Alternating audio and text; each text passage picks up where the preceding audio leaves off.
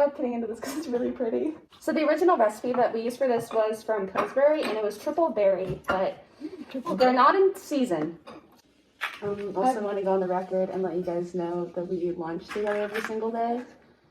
So we are not further endangering ourselves. We also prepared these pies. Together, somewhat. Only the lemon one. I was gonna say with masks. Oh. Clink the dishes, maybe? Okay, now we're good. The ice cream, which we had no hand in preparing of, great. The homemade ice cream is so good. Oh my god. Yeah, I can't believe that I churned this by hand. It's actually really good. The crust is really... We also didn't do anything with that. That was store-bought. I've been the biggest appeal to any of these, because although I consider myself like a pretty good home baker, just a lot of these were like out of convenience and stuff. But I mean, in the article I'm going to link some more like complex recipes. That's really good. But we have a lot of other pies to eat, so I couldn't eat it in full. Oh, well, I ate the whole pie and about half of Because it's so good! Okay, for the second one we have a chocolate pie. I forgot the website that I got it from, but it was pretty self-explanatory. You crumble like 2 sleeves of Oreos and then it says a 1/4 cup of butter. However, I personally recommend 1/2 cup because if you have more butter, it'll probably take up shape easier. Because for this one, I put it in a cheesecake tin so I could like move the sides, and it just crumbled. That's why it's so short. It just did not take shape. However, actually this one, you already cut the I'll take size. that one. So I didn't think I made chocolate pie before. Oh wow, you're right. Okay, look at how crumbly this is.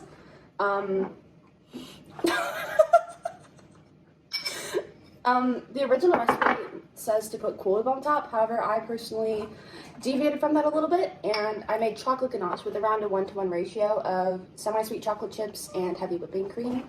Anything with a crust, to me, is a pie. Okay. Anyway. Bread? I don't know. Like this, like...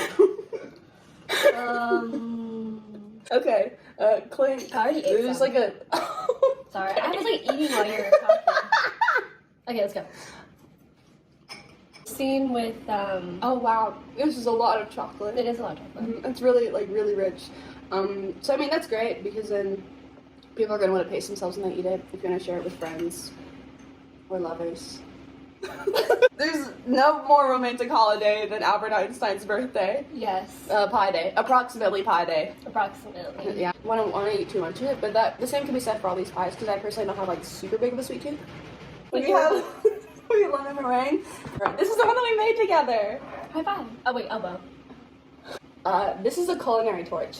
If you don't have experience using it, don't do it. It's pretty dangerous. Oh, it's called the Torch 400. Don't get your sleeve in the pie. It's called the Torch 400. And I'm gonna crisp it up.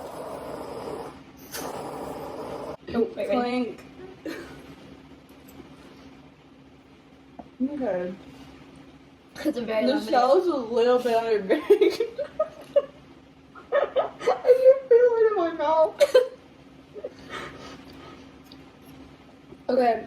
To be fair, our recipe, which I don't know if I'll be able to link it or not because we got it from my mom's cookbook. It says to bake for 15 minutes, which compared to these other pies, not a very long time. Actually, that's not true. This was no bake. This chocolate one. So if you don't like, if you're like, oh, I don't trust myself around an oven, do this one. It took me like literally, I can't say literally because I'd have to approximate the time. But it took me approximately like 20, yeah, took me approximately 20 minutes. And then for this one, it baked for like,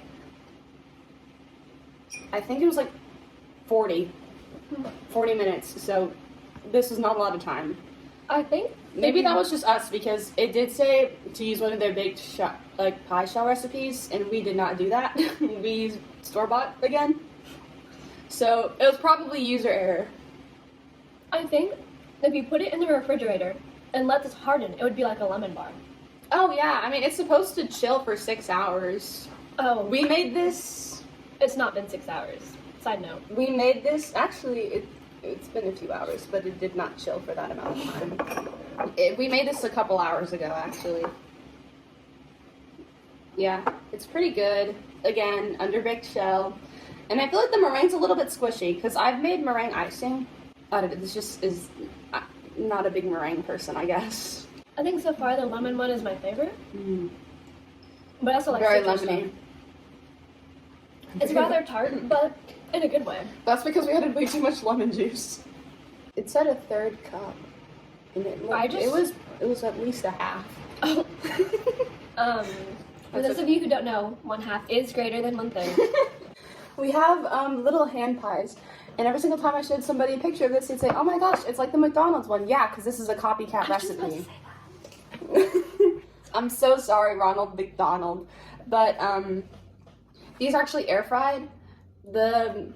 The video, like the recipe, is from a YouTube channel called Jerene Eats, and what she does, she fries them in oil. However, if you don't have an air fryer, or if you don't want to like, use as much oil just for deep frying, you can always bake them. The issue with these is I made them last night, and they're a little bit moist. I don't know. Clink. Oh.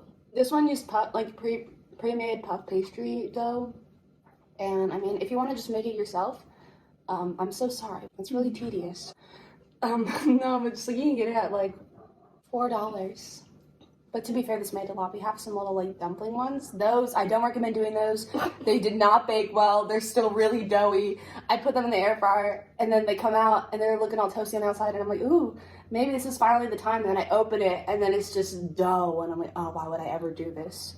But I definitely recommend these. These are fun. I like these, and I had I had like one last night when they were fresh, and oh my gosh, heaven. Except for the fact that they burn my mouth.